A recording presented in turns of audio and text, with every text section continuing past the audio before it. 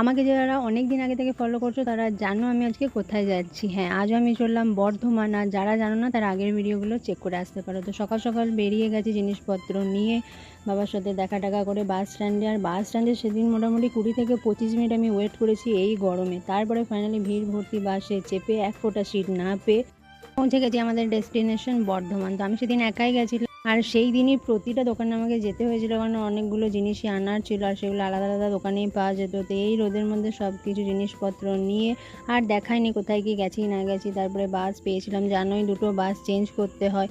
তো সেকেন্ড বাস পেয়ে গেছিলাম আর আগে যাওয়ার জায়গাও পেয়ে গেছিলাম। তারপরে চিড়ে টিড়ে খেয়ে পেট ঠান্ডা করে জিনিসপত্র দোকানে রেখে আমি চললাম বাড়ির উদ্দেশ্যে। তো নেক্সট ভিডিও আরও তাড়াতাড়ি আসছে। আর মিনি ব্লগ সেইভাবে কোথাও যাওয়া আসা হচ্ছে না, তাই সেভাবে কোনো টপিক পাচ্ছি না।